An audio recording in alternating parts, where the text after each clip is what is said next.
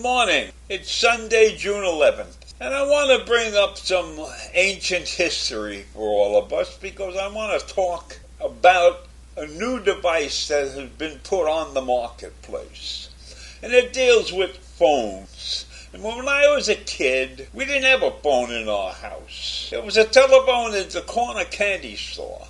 And when people wanted to reach us, they could call the candy store, and somebody would actually come out and stand in front of the building and scream. So my mother had to open the window and listen, and then somebody went down to the phone to speak to people. And then later on, probably in 1948 or 49, we did get a phone. But it was a party line. It wasn't my own phone, it was a party line. And so when you got calls, you had to make sure that nobody else was on the line, etc. But, we as kids didn't have phones. We didn't play with phones. We didn't even know what happened they existed. And eventually, everybody had a phone in their house. And then in the early 90s, the mobile phone came into existence. And it was able to come into existence because of the high-tech internets that went from 4G and now to 5G. So now everybody and their kids, everybody has a mobile phone. And it's disgusting to see everybody walking around looking at their phone, not talking to other human beings, but looking at their phone constantly. And it's strange when you see 7 or 8 kids marching down the street and each of them has a phone in his hand, a mobile phone. So why am I raving about this morning? I'm ranting about this because Apple has now come out with a new device, a video headset that will go on the market at the beginning of next year. And I read a review about this headset, but I won't go into all the details of this thing. But it's crazy to me that anybody needs to have a visual headset to listen to phones or to look for information or anything when the mobile phone now can do everything. So you wear a headset. Imagine this. You wear a headset and it's connected to a battery that's in your pocket, and it has straps to adjust to fit properly around your head.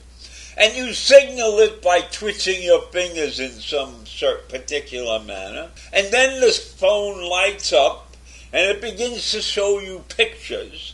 And some of them are real and some of them are just representations of what you should be looking at. They're not actually real images. And this device, in my mind, would be a serious hazard to have if you're walking around in the streets with a headset on and a device that doesn't allow you to see what's going on around you. It doesn't make any sense. It doesn't make any sense why we have carried this technology to this insane situation in our lives. Not everybody needs to have a headset for pictorial views of what's going on around them. It's easy enough to get on your mobile phone and do a lot of research that you can do on your computer and stuff like that.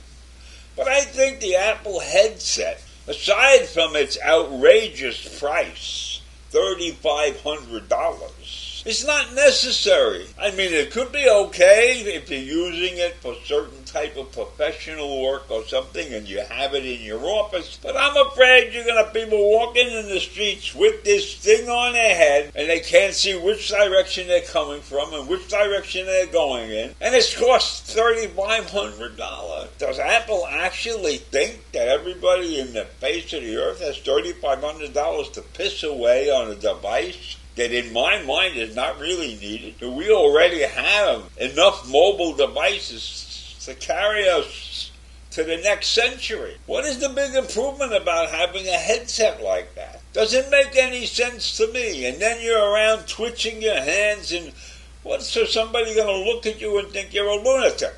You're walking around in the street with this headset on. Now maybe I'm carrying this thing too far. Maybe people will be smart enough not to walk around the street with the headset. But what is the purpose of this device? If you can't go out of the house with it on, why do you need it? You have television set, you have computers, you have laptops, you have your mobile phones. Why do we need a device that straps on your head with a battery in your back pocket? And you have to learn a bunch of hand signals in order to communicate with this device.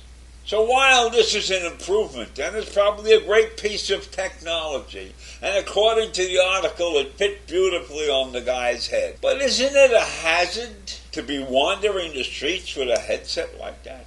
And if you're not wandering in the streets with it on, what is the purpose of it?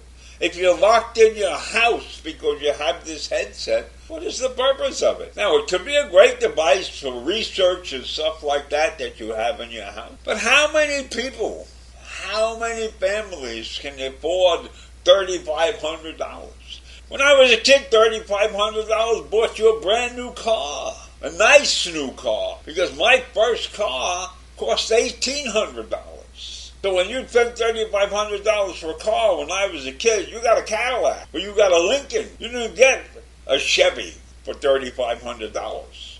My Chevy cost $1,800. And I had an old Pontiac too. But that's off the subject. I am talking about what in the daily lives of people do they need this cockamamie headset. This is almost like a scam. I'm giving you something beautiful, and it is beautiful, and it works well. According to the article, they still have to do some work on it, but it works very well, and you see good images, and the things that it's presenting are very creative and everything. But why do we need such a device? We have so many devices already.